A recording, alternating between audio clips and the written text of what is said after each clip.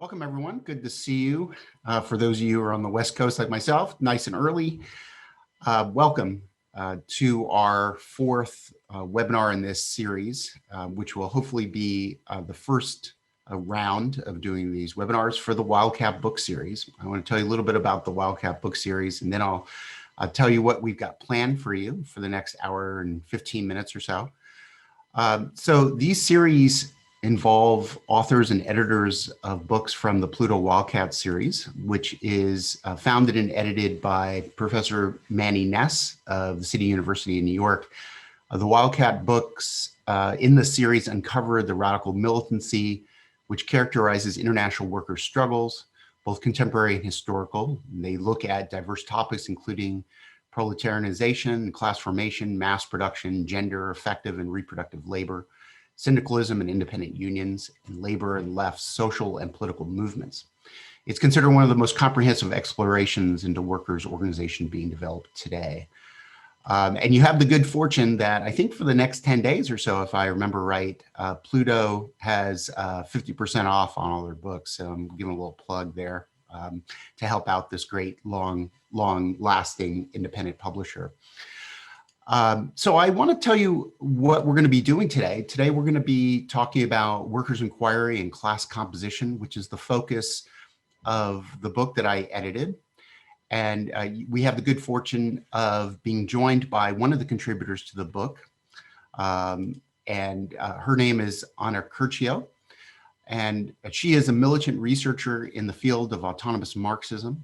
And Anna works at the intersection of labor struggles, racialization processes, and gender issues. She'll also be talking about her workers' inquiry in the Po Valley in Italy's logistics sector, which is the focus of her chapter in the book.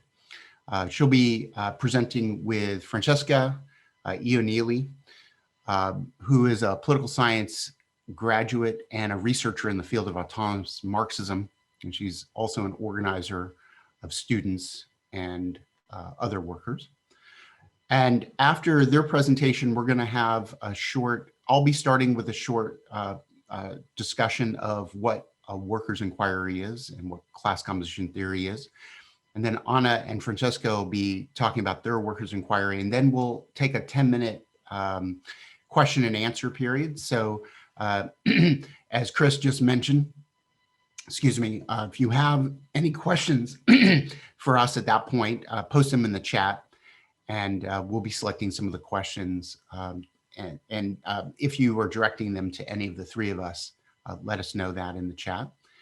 And then after the discussion, Gifford Hartman will be doing, if you will, a mini workers' inquiry around choke points, which was the focus of another book that was published in the Pluto series several years ago by Jake Wilson, edited by Jake Wilson and Manny Ness.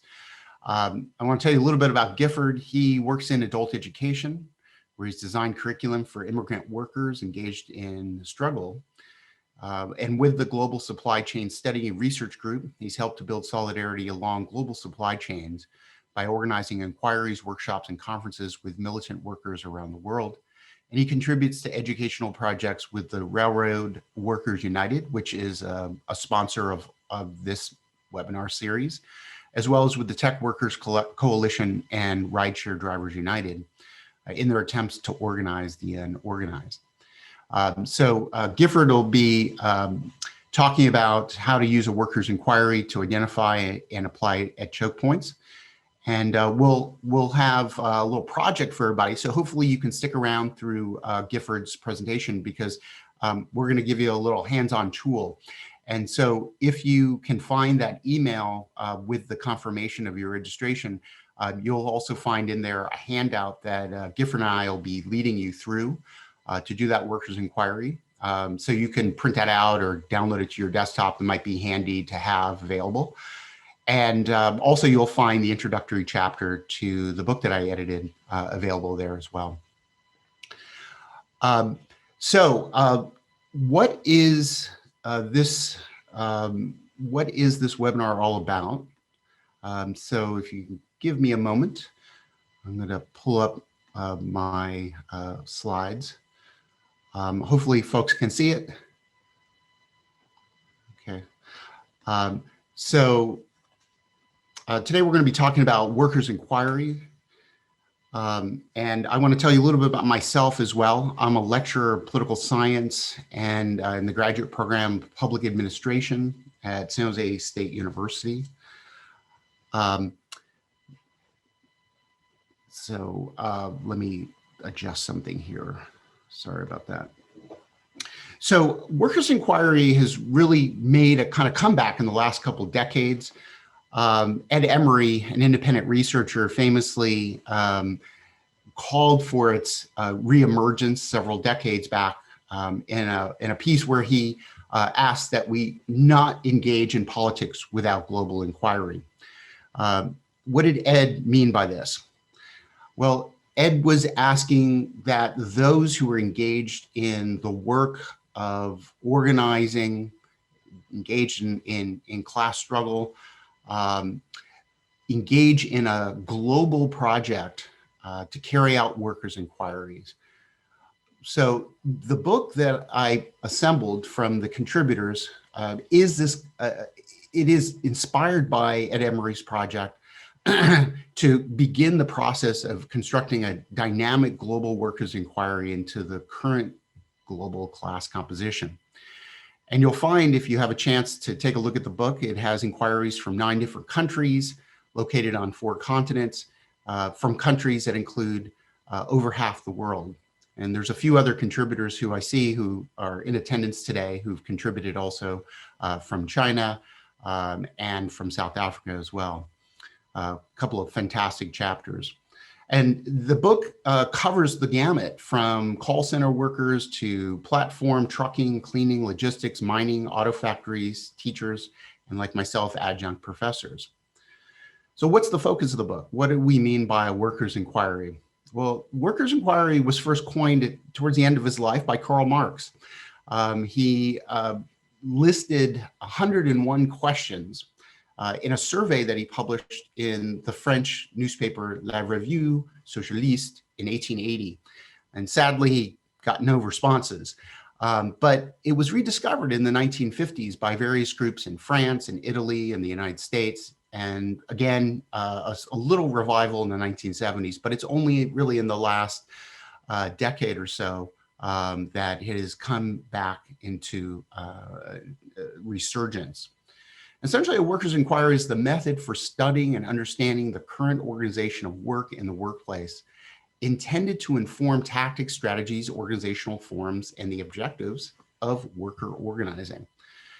Workers' inquiry differs from sociological studies of work in that they're intended to inform worker organizing, and with the objective of identifying possible choke points and vulnerabilities of capitalism where workers can apply pressure in order to achieve their objectives.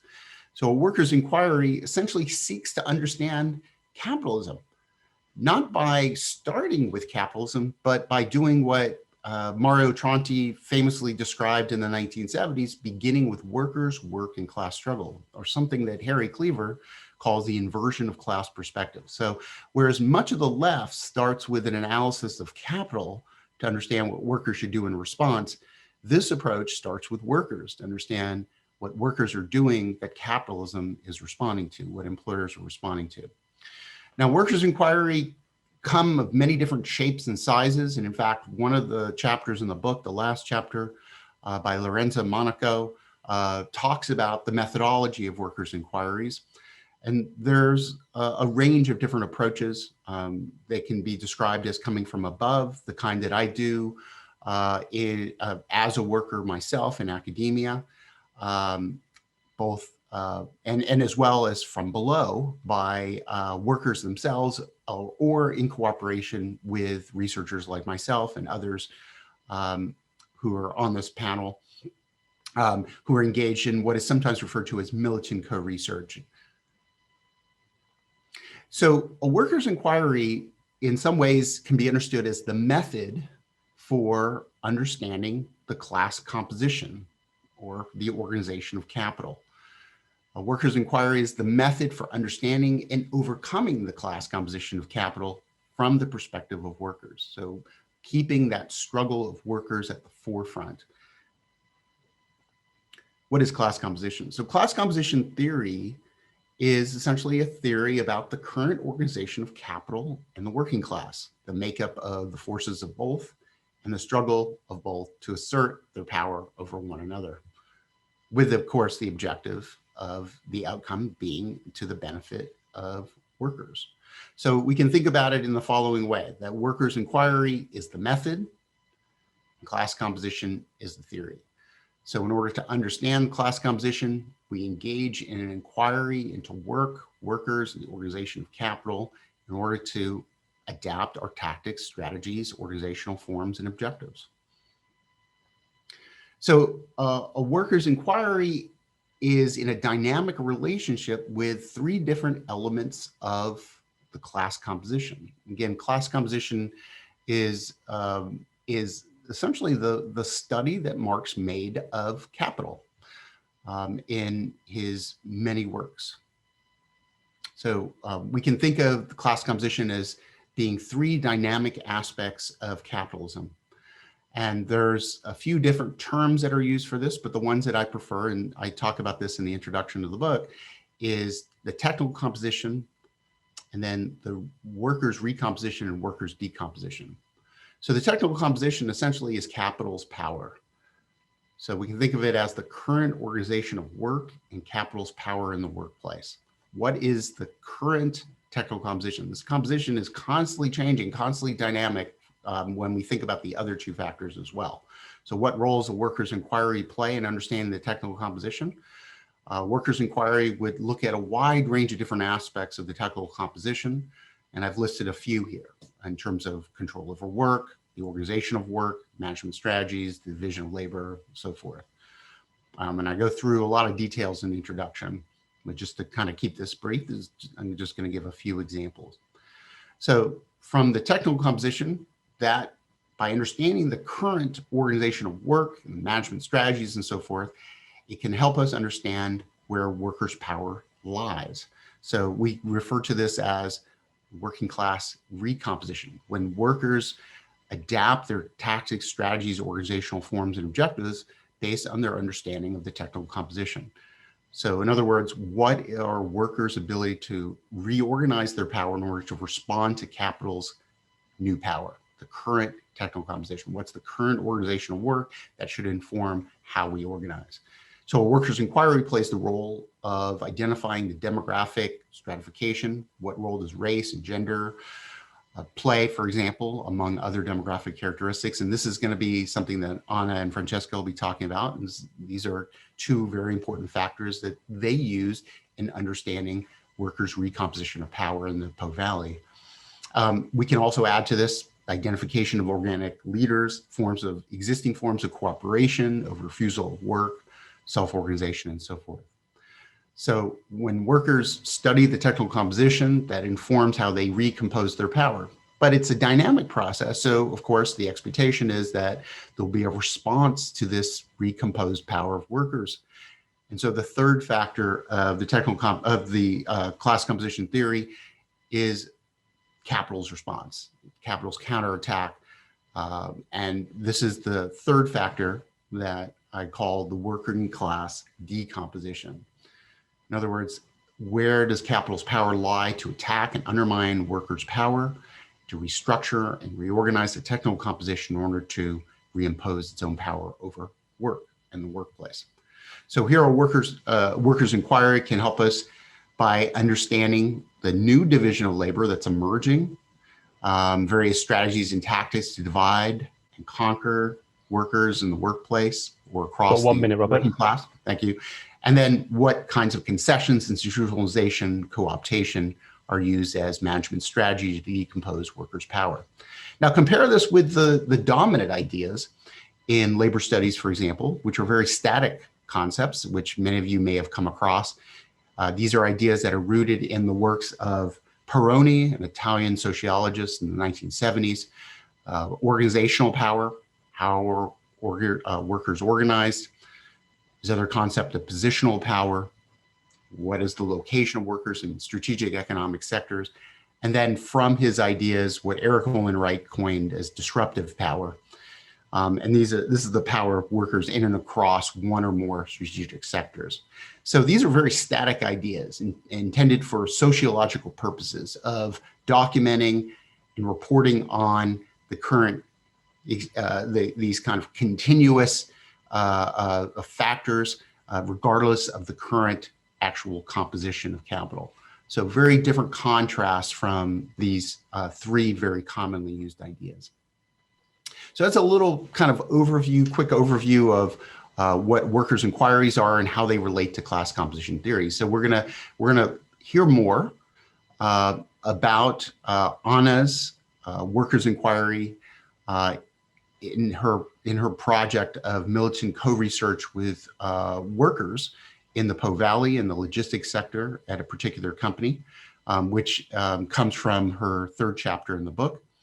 And then, as I mentioned before, we'll follow it up with 10 minutes of questions and answers. So feel free to post your questions in the chat.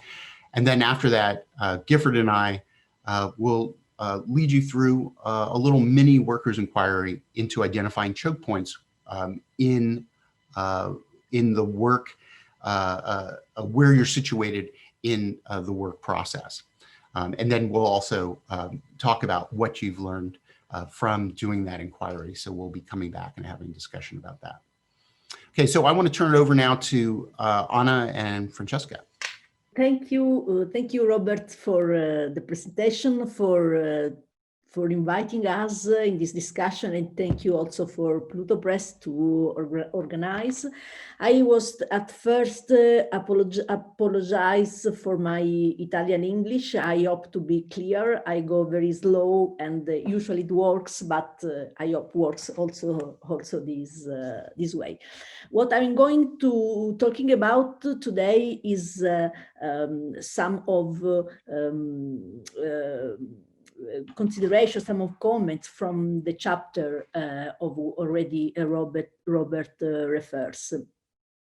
And at first, what I would like to say in describing the worker inquiry I just mentioned is that it was the virtuous encounter of three main elements. The first was the analysis of the capitalistic transition at the moment in which the 2008 economic crisis was impacting Europe. And of course, that time we was experiencing processes that was already at work in the economic system, but they was strongly accelerated. To be very, very short, among other systems, we was analyzing, among other issues, among other questions, we was analyzing the strongly increasing precariousness, the strongly labor deregulation, the production acceleration, the just-in-time capitalism, and so on.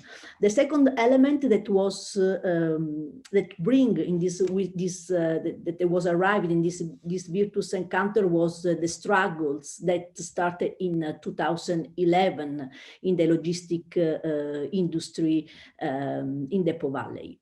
2011, despite the logistic industry had recorded the only positive balance in the GDP in Italy, the labor condition, the workers' condition in the industry began, they was becoming worse and worse. And this was exactly the response that capital gave to the need to reorganize the cycle of production within the crisis. This was the way in which capital tried to respond to the crisis in cutting labor cost. And workers in 2011, workers said, "Stop! This is enough." and they start to fight to improve their working condition. And I would like also to mention that 2011 was a very crucial year, because that year in the North Africa, there was very strong and important processes of transformation. I think about the revolution in Tunisia, in Egypt, and I mentioned that because the technical composition of workers in the logistic industry are mainly migrants. Large part of them come exactly from the North Africa countries, so they have clearly learned the lesson that come from their country. So this was very clear when one of these workers said that, okay, I am an Egyptian. People in Egypt was able to say no to Mubarak, that was a very strong dictator, and so we also can say now stop to our master, to say stop to our exploitation. So I think the large situation, the political situation in the large global context was play a part in the start of the struggle in logistic industry. And the third element I would like to mention is the student and precarious workers that was that time engaged, especially in Bologna, where I'm based and where the large part of our inquiries take place. Students and precarious workers that was engaged in struggle against precariousness, against the gig economy, and have the chance to meet the logistic worker struggle because of they was fighting against the same enemy. Which one? The same enemy in Po Valley, in Emilia-Romagna, in Bologna, in a specific area of Italy that is an area that has a strong leftist tradition, was the cooperative system. And the cooperative system right now is the large and strong system of power that manage precarious labor. Talking about cooperative system, I refer on a sort of organizational apparatus that is a very, very, very distant relative of the idea of cooperation, mutual aid, of organization around cooperative workers from the 19th century. Nowadays, cooperative system is really tools for organize the exploitation of labor. It is in the hands of the power block that is managed by the neoliberal left in this area, in Italy at least. So cooperative system, it's became the way in which masters could organize and organize workers to cut the cost of labor, and because of the cooperative system works around a very, very strong deregulation of labor. Cooperatives right now in logistic, and not only in logistic, works have subcontractors. And this means that they was able to bypass the law that organized labor, the national law that organized labor and defend the right of workers. This give a very, very strong, this way was possible to really erase any kind of security in labor condition. So the combining together of these three different elements a theoretical approach, the struggle that starts in logistics, the struggle that starts around precarious worker was the context in which the process of worker inquiry I mentioned take shape. I honestly prefer to talk about co-research or con-ricerca, referring on the Romano Alquati idea of produce worker inquiry, because of, I would like to stress the research together is not, the idea is try to bypass, to avoid the different position between the people that make the inquiry and the workers, because within a research process, workers and a researcher play the same role, and this is what I would like to explain.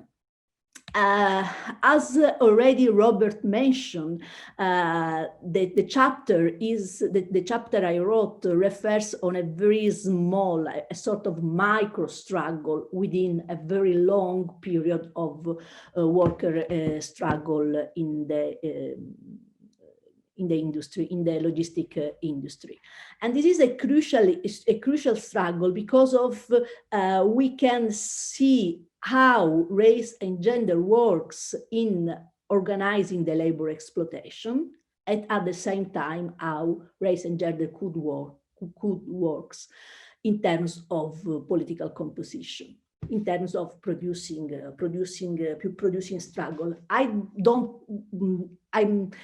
go through these elements because of the time. I prefer to talk about the inquiry we did, how the process works. But of course, I would like to mention, to stress that, because I'm absolutely persuaded that race and gender works as very strong element of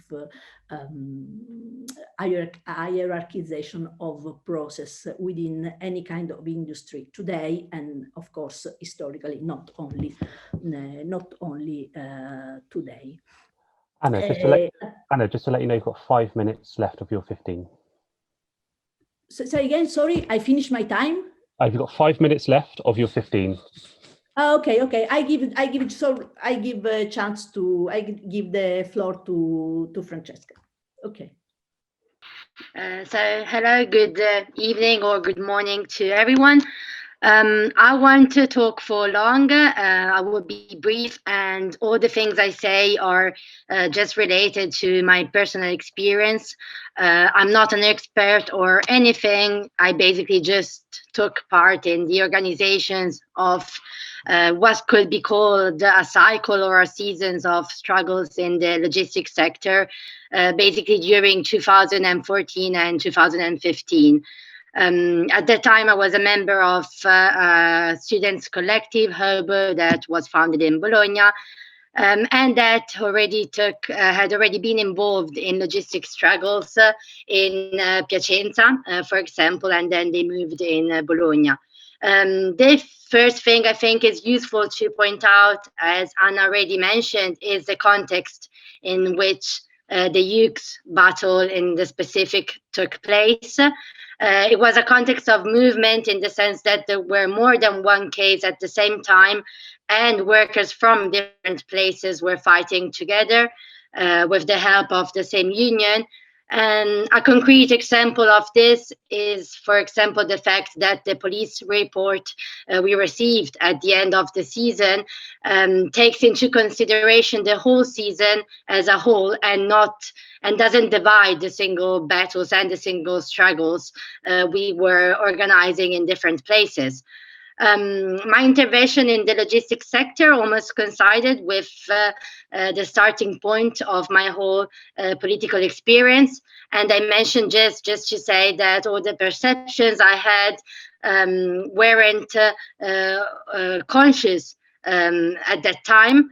and that my intervention in the logistics sector was strictly related to the echo the protests were having inside the city, in Bologna, and particularly inside the university. I firstly participated as a student who was supportive to the struggles, and then became more involved. And I started to have a direct contact with workers and sometimes with the members of the union. From my point of view, what was going on didn't concern the single workers as individuals, but them as a whole.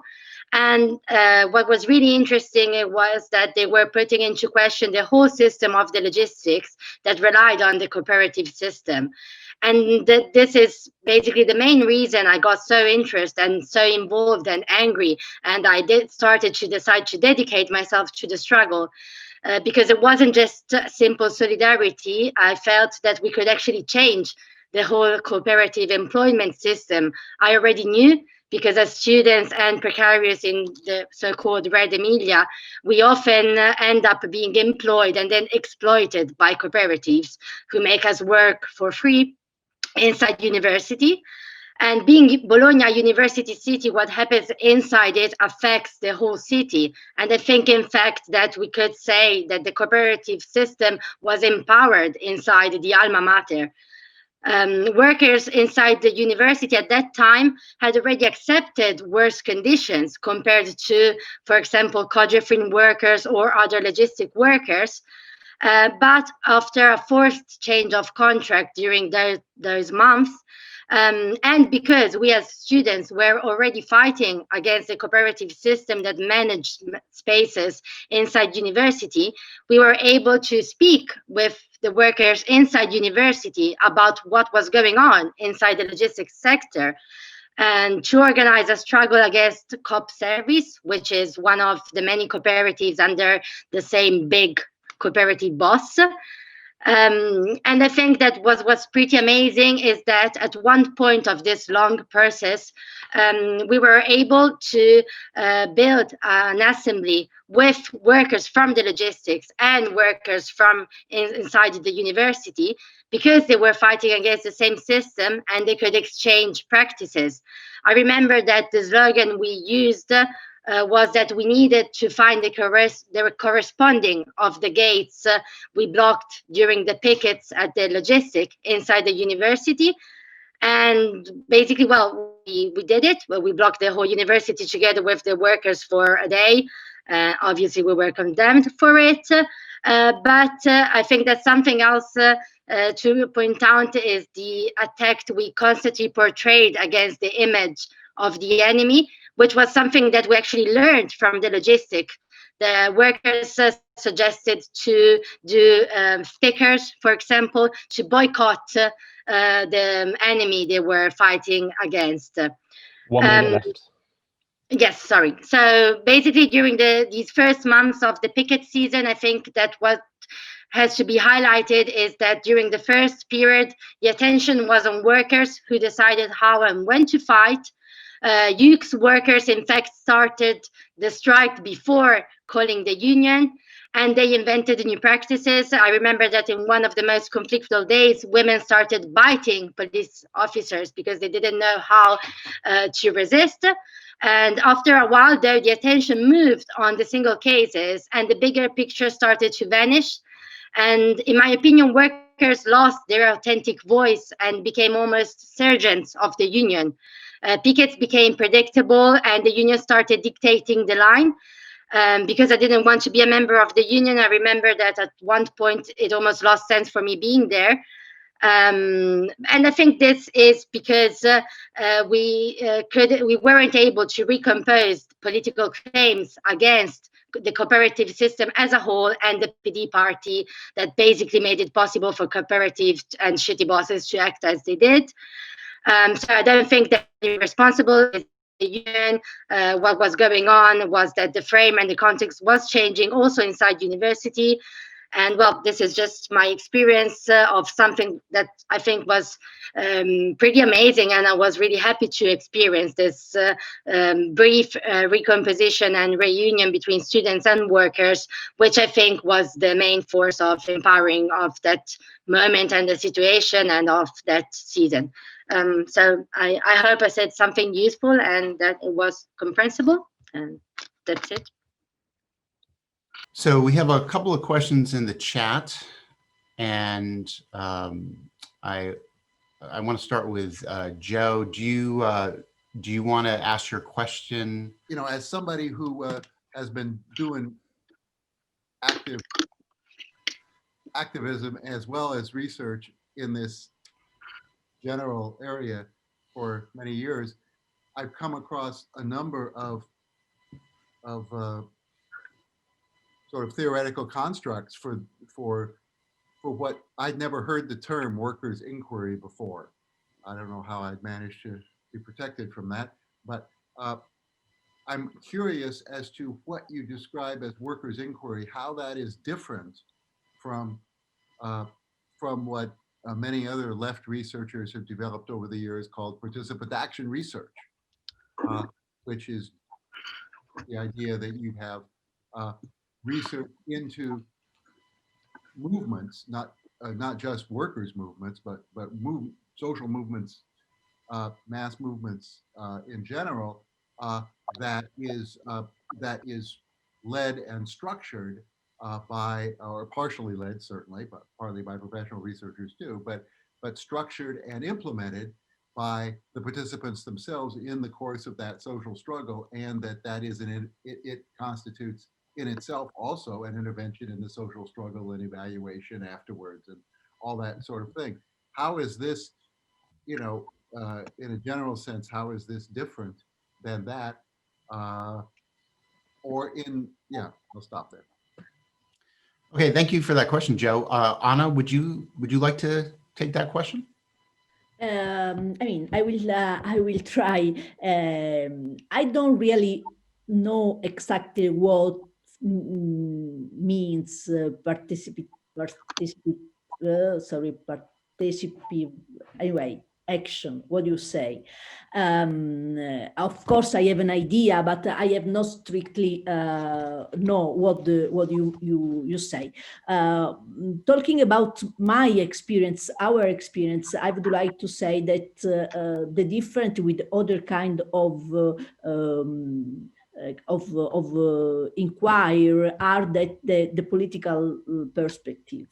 What I was trying to say, but my time was lost, was that the real process of inquiring was within the picket line, within the assembly, and within during the resisting to police, because was that chance that give trust among people and was able to share knowledge, different kind of knowledge from political activists, knowledge from workers, mixed together, and this was the really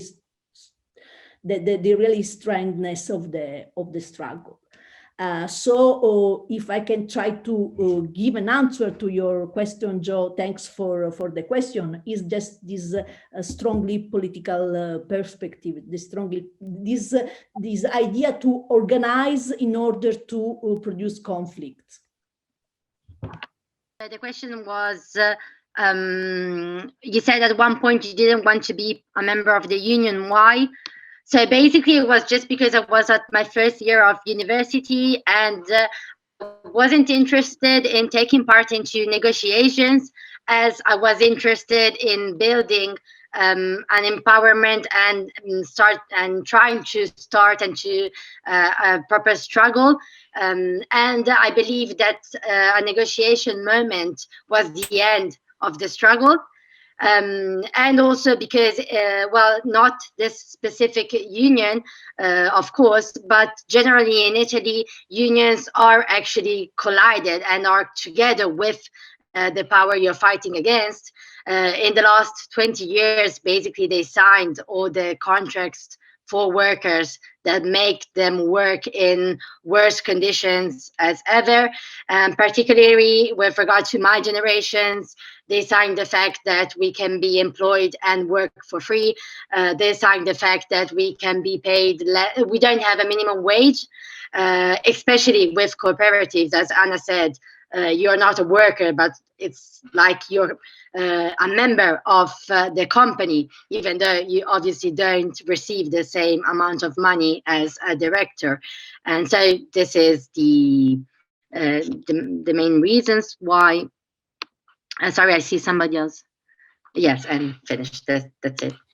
I want to, if I could, go back to your question, Joe, and there was another follow-up question about working class studies and how they differ from, thank you, from a workers' inquiry.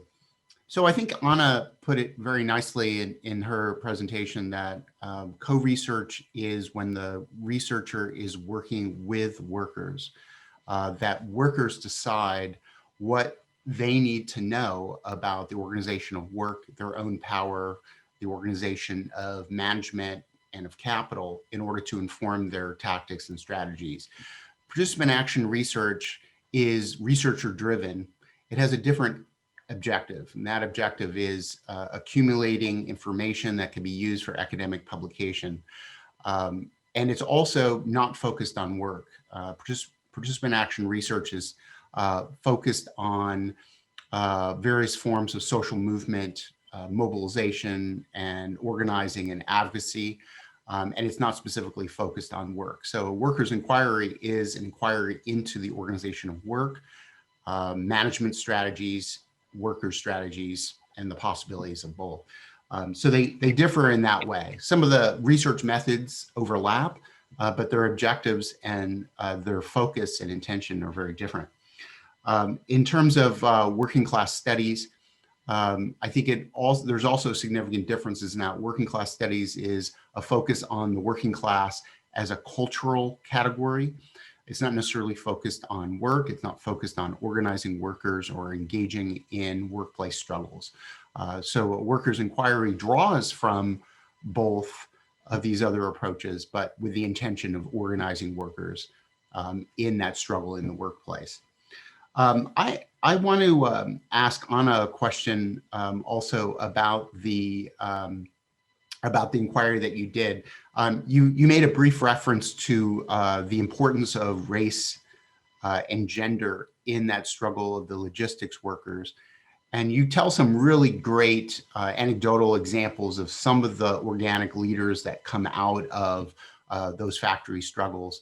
And I wonder if you could maybe, because I think this is really one of the strengths of your chapter, is how these workers coming from multiple different countries, speaking different languages, with different religious and ethnic differences, how they actually overcame those internal differences in order to organize and wield their power in order to achieve the objectives that they had intended. Is there anything that you could add to what you said that might illustrate how these workers were able to identify those differences and overcome it? Okay, at first, I would like to say that looking within the warehouses where logistic workers work, how racism works in organizing labor is becoming so clear. And so the idea of the supervisor of the warehouses was to exactly to divide workers along the nationality line. And this works at the beginning. Workers once said, I never know racism. I really know racism within these fucking warehouses, sorry. And because it was exactly how race works in organizing, works in hierarchy, I don't know, anyway, the organizational process, how labor was organizing. And but when exploitation became so strong, when the exploitation and the process of dividing and hierarchizing workers, and also racism, we know, also works in interrupt the process of solidarity. But when exploitation became so strong, when the workers in the cooperative I inquired for the chapter start to be all of them sexual erased. When is enough, and the difference, the race and gender difference became a very strong context in which produce resistance, in which produce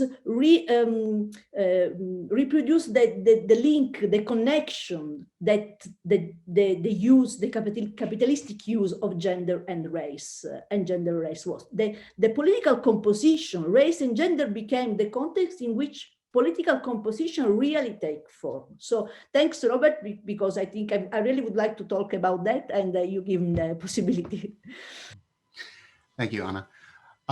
So how much time do we have left? How are we doing on this part? We've got about a minute and a half, so maybe one question or two quick questions. Okay, so Anna, would you like to address Leslie's question? Because yes. I think this is also something that comes up in your chapter. Yes, I just would like to say, because I mean, there is what was in my and Francesca experience. I also would like, if Herb would like to add something, it's that was really a process of strengthening both. I that come from as I was there, I was in the picket line as precarious workers, as a researcher, I learned a lot. I learned a lot, for example, how race, gender works in political composition, how process of the process of subjectivation works for people that differently from me come with a different background, and they learn from us. Of course, we share ideas on. They know how the process, the production process works, so they really know where there was when was the moment that could be good to block. And probably I that other people that have political experience know that we have to strike exactly in that moment that the process was in this height. So there was a sort of interchange that strengthened both us and the rank and file, the organization. Thank you for that. And I just want to add that this is this goes along with also the point that Ralph posted in the chat, is that a workers' inquiry is a process of workers self-empowering themselves by understanding the conditions in which they're working and who they work with. And so by doing a workers' inquiry, the workers are actually organizing themselves by understanding who they are as a body, but also understanding the conditions under which they're working, with the intention of informing what kinds of tactics and strategies they should engage in. And that's very different from the way that, at least in the United States, nearly every union functions, including my own, which is to focus on bargaining and then to mobilize the membership outside of the workplace in order to apply pressure to achieve things at the bargaining table. Most unions do not organize their members. They don't provide any sort of methodology for workers to understand who they actually are in the workplace or what the working conditions are. The methods of organizing do not adapt to those changing conditions, because there's virtually no investigation into what the conditions are. And so it's a very different approach than the way that most unions function according to contract unionism, where the end result is to achieve an outcome at bargaining, rather than workers in the unit actually learning about themselves and the conditions in which they work in order to organize themselves and to be able to apply power in order to achieve the objectives that they have set out to achieve. So very different approach, one from the bottom up, where workers are learning about themselves and their working conditions, rather than from the top down to achieve outcomes at the bargaining table in contract bargaining. So I think we've gone over probably the time that we set aside for this. But I want to move on now to, thank you for those great questions. I want to move on to Gifford, who is going to talk about his work in doing exactly this, of working with workers in the logistics sector in the United States to carry out an inquiry into identifying and applying pressure at choke points in the larger logistical supply chain. So I'm going to turn it over to Gifford. This is based on an inquiry we've done ourselves here in the San Francisco Bay Area. We did it in 2015 in a city called Richmond, which is on the San Francisco Bay, but it's a convergence of the oldest and biggest refinery on the West Coast. It's a rail yard and it has a deep water port. And we did this conference in 2015 during the fracking boom, because railroads were hauling a lot of the fracked oil and the tar sands oil from Canada across the United States. And because of safety shortcuts by management, they were exploding. One of the worst explosions was in Canada in 2013 in a town called Lac Mégantic, where because of shortcuts and illegal practices of a railroad, a ghost train ran into the town of Lac Mégantic and killed 47 people. And there was a lot of divisions between environmentalists and workers. And there's a lot of environmentalists in the city of Richmond, and we invited many of them, but we also invited railroad workers from around the country. And we got railroad workers from 10 states. We had 25 railroad workers. We had 9 refinery workers who were currently on strike. A strike had started a month and a half before. Some of them were from a refinery about 25 miles from Richmond, which actually supplied the refinery. It was a sister refinery, but also some drove from as far as Southern California. We also were fortunate that we had a Native American, actually an Indigenous Canadian who was in the First Nations, who worked in the tar sands fields of Alberta. So we had a perspective of workers from all the way down the supply chain. And here's a picture of the refinery workers who'd driven up from Southern California. It's a 400-mile drive. It takes about a whole day. They joined us because they wanted to share the information about the energy supply chain all along it. And our concept was how could workers build rank and file networks of supporting each other, not only against the safety issues of the trains, but supporting a refinery workers strike, which was about safety. And so what we did is we did an energy supply chain workshop. Through our experience, we realized we had too many questions, but this was one session in this all-day conference of an hour and a half. So we really did get into the meat of what it meant to work on an energy supply chain from these 2 sectors, actually 3 sectors, but then also addressing the concerns of environmentalists who often were very misinformed about the true dangers to workers on these supply chains. And so we did this workshop, too many questions, but we actually broke down into different breakout groups, much as we'll do today. And we had 25 railroad workers and we had 12 tables. So we had at least 2 railroad workers at each table. We had 9 refinery workers who went to as many tables as they could. And some of them roved and were able to answer various questions. And then our group facilitated a lot of the discussions. And we found it incredibly fruitful because a lot of, this is a fence-line community in Richmond where it's 80% working class people of color who work right next to a refinery, right along rail yards that haul oil and coal. And it was just a cross-pollination of all the radical ideas that need to congeal to have a united struggle, especially down supply chains. So the breakout groups came up with solutions. We had people come speak from the breakout groups, talk about the possible solutions, almost all of which had to do with safety. And we had people look at the various sectors, railroads, extraction, it's a port city, so maritime, the truckers, and the main focus was the refineries. And out of this workshop, we came up with a conceptual flowchart. So we're able to put the refinery workers at the center, and we were able to look at the whole chain as far back as we were able to go. Now, we could go back further to the full extractive industries, but we know that about 98% of fracked materials in the fracking wells is water and sand, mostly hauled across the country by railroads. And then There's about 2% are chemicals, the fracking chemicals, the really, really awful toxic stuff. And there's 597 of those chemicals, and they often get hauled by truck. So we said, okay, the fracking equipment operator is down the supply chain. Once they finish, they create the frac crude. Most likely because there hadn't been pipelines crossing the country, and especially not crossing the Rocky Mountains at the center of North America, it was almost exclusively at this period hauled by train. And we looked at the trains at that time, except for some exceptions, had 2 workers, an engineer and a conductor in different unions. And the point of the group we work with, Railroad Workers United, is to unite the 13 different crafts that work across the rail industry in the United States. Okay, so the trains, and then, so we get in, the struggle later is over pipelines as they build them, because they know that the trains are too volatile and too subject to accidents.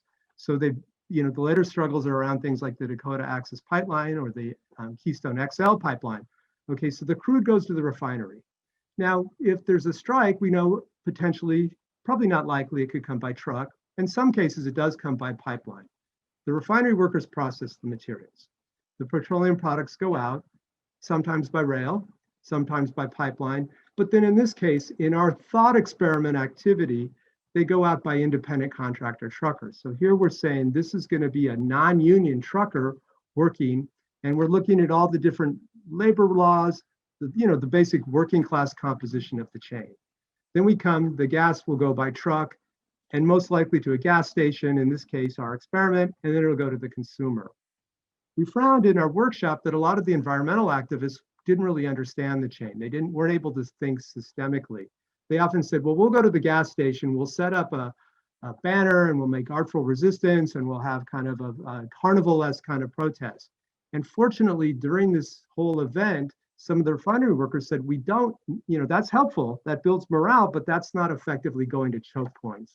And in the process of the workshop, we found out that back here, the railroad workers are actually under a different set of laws than most other workers in the United States. It's called the Railway Labor Act, and they can honor secondary boycotts, meaning they could honor a picket line of workers not at their workplace, because I think ostensibly because they're in the transportation industry.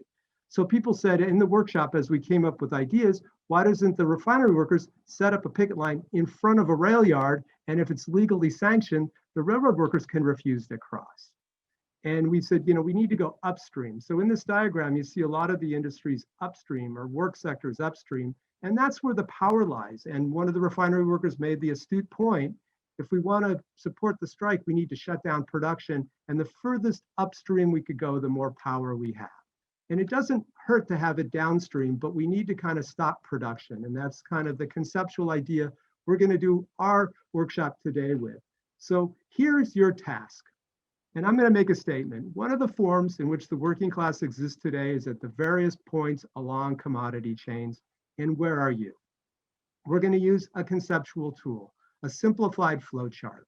Now, in the example I just used, it was an energy supply chain. In the US recently, back to 2018, there's been major strikes of education workers. Say West Virginia, which was the first one that really kicked it off. It wasn't just teachers, it was education workers. So the workplace could be the bus drivers that delivered the workers, the students to school. It could be the cooks who work in the kitchens of the schools, And we want to say along the chain, what was effective in West Virginia is a lot of those workers went out on strike together, and it was multiple sectors. Not only that, they had community meetings. Now, if you remember, this is coal mining country. West Virginia is largely rural. So in towns and villages and hamlets that often have meetings at the school, and all the work sectors would have meetings together, and they would include the community who had an involvement in the decision-making process. So it was a class struggle involving a lot of portions of the class. And that's what made those strikes successful. Now, if you look at yourself, other sectors could be education. The inputs could be the other clerical staff who work in the school, the janitorial staff, in the case of West Virginia, the bus drivers. It also could be the people who supply materials, perhaps now the technical workers who supply us things like Zoom, books, papers, pencils. And then downstream, it's a little more complex because this is social reproduction. You've got 1 minute, Clifford. Okay, how do we do social reproduction? That's going to rely on our imagination. It involves parents and families and the larger society. So your task is to do a choke point workshop where we're going to have you in breakout groups. Okay, the assumptions are there's already a strike underway, and a strike stops production, it interferes with the movement of goods, and it costs the boss. And we're going to assume that the strike has begun and you have a strike committee. Your task is to find strategic choke points or vulnerabilities to strengthen the strike and help it continue. And here are just the basic tasks. So what are the choke points or the vulnerabilities that could strengthen the impact of the strike? How can you involve workers in other sectors? In the case of education, students, if you're in healthcare, patients, how could working class struggle extend to other parts of the class? You know, in the example I gave, railroad workers and refinery workers have whole different labor laws, and some workers along the chain are union or non-union. So this will be your task. And some of you already got that, whoops, let me go back, already got this thing. It's very basic. How could you use a conceptual idea like that to look at your work sector, put yourself at the middle of it, look upstream and look downstream? And I'm going to put into the, chat some basic questions we'd like you to work on. So let me put that in the chat. And so I'm going to have you go to the chat, look at those questions. Robert's going to, or one of the hosts is going to break you into groups. And I want you to put, so you're going to be in a larger group. I want you to choose a couple work sectors you're in and then answer those questions. What are the choke points? How do you spread the struggle through involving other workers? And are there any questions that, you know, I think the best inquiries not only ask questions, but come up with better questions. And good questions are better than easy answers. So we're going to break into groups right now. And I want you to choose within your group a couple sectors to discuss how you could strengthen a strike by focusing on choke points and also the inquiry leading to further questioning. Welcome back, everyone. So do we have Gifford? Are you here? Here. Yeah, Oh, there you I are. said, Okay. I said one other person. You know, I just went into a group just to make it more balanced. And I talked to, I think, is it Alan or Alan or doesn't matter. Okay, and we talked about the sugarcane industry in Brazil. And, you know, I think what really became important is that it's an informal industry, and it really has a lot to do with social reproduction, because like one of the strongest social institutions is the family. But then we also got into inputs, and being informal, it's not highly rationalized. But we talked about how there have been struggles blockading the roads, taking some of the sugarcane products out. And then we conceptualized, like, you know, how could we block the refineries? And if it goes through the refineries, it goes through the port. And how could workers block it at the port, or even reach out to maritime workers and try and, you know, stop at a choke point at the port going to like an export market. And we talked a little bit about the ethanol trade just kind of exploding, the sugarcane development in Brazil, and again, being highly informal, but like being put on the world market and how crucial it is. And then we just went off talking about the political conditions that affect the class composition conditions, pitting local workers against migrant workers, racial workers, you know, people who have different ethnic backgrounds and things like that. But I found it quite useful.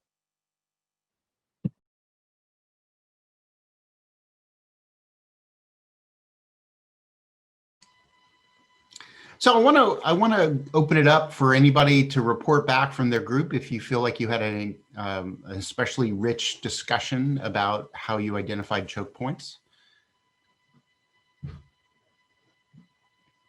I was able to sit in on a few really interesting discussions that included also IKEA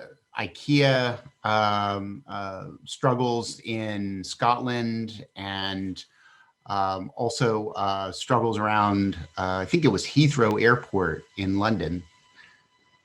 Is there anybody who would like to give a short kind of report back on how your group identified choke points in those struggles? Leslie?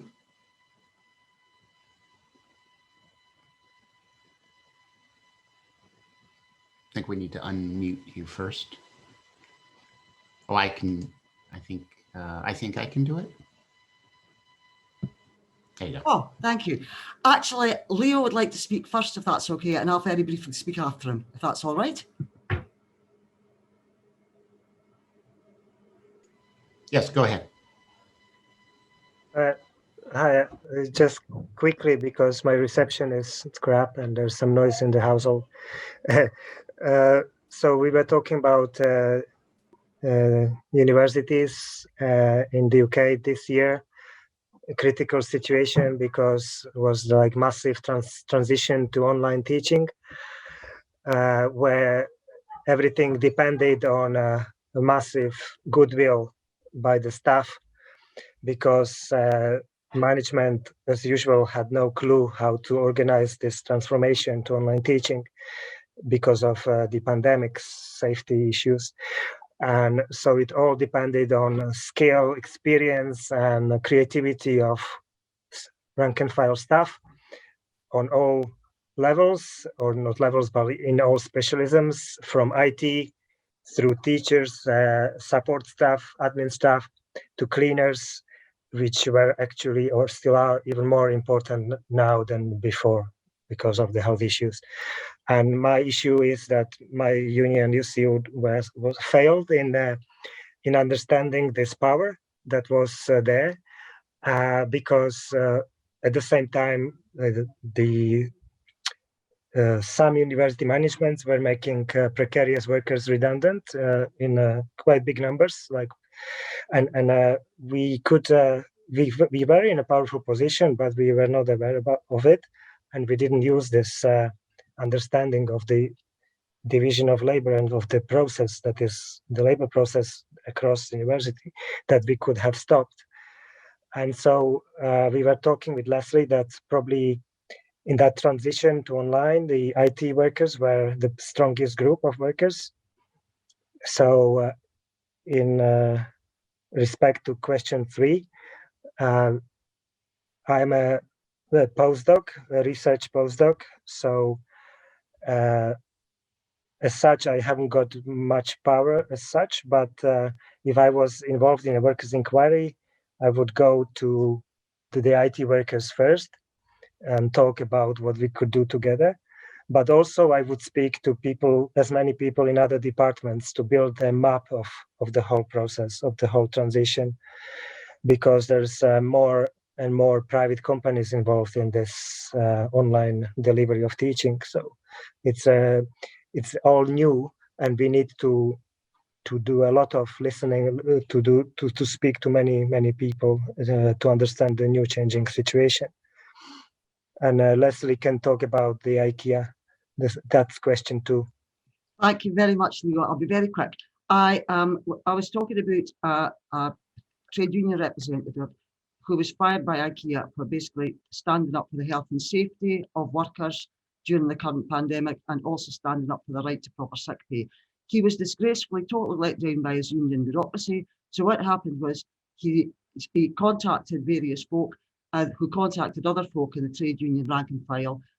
Basically, people put up motions at trade union branches to support him in his campaign, and that led to actually socially distanced protests, some of them pretty big, outside the big IKEA warehouses, which conveniently have big car parks, so you could have a lot of folk that spaced out, handed out leaflets to the public who were intending to go and shop in IKEA, explaining about Richie's victimisation. Tremendous support from the public, more and more support from the trade union movement. He didn't win a total victory, but it was at least IKEA back down over the sick pay and things, which was good.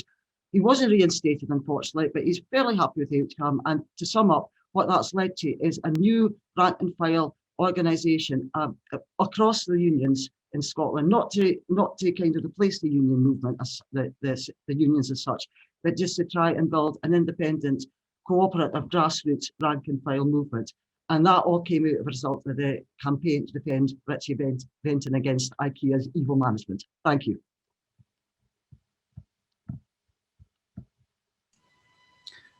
So I think we'll hear from one more person, Marco, and then we'll bring this to a close.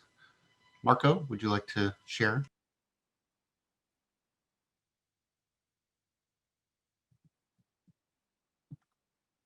Yeah, unmute. Angry worker. Oh yeah, now it works. Yeah, I think I had a bit more a critical question in the sense, like from my own experience of working like in a bigger warehouse for the last 4 years. I think the problem was not so much to identify. I mean, it's like a supermarket warehouse. It's not so difficult to, let's say, technically to find out where are the choke points. You could go down the supply line and kind of, to the manufacturers. But it's more of it's a political problem, how to, let's say, encourage your coworkers that, this kind of analysis is important. But before that, it's like, how do you overcome this kind of blanket that is on, on us at the moment, like in terms of, just the confidence that workers have. And I think, that is for us, the more pressing questions. How do we build like some self-confidence? And I think, a lot of the questions of choke points come, at a point where you already have, some form of, like these workers that you invited, they were probably kind of, already, militants in an organization and in a rank and file union, or have some kind of, kind of a bit of a political culture around them. So in that sense, it was a bit of a critical question. That was maybe the first part for me. I mean, maybe Joe and Katie want to say something. Otherwise, I would like to ask a question to the comrades in Bologna, but I don't know if we've got time for that.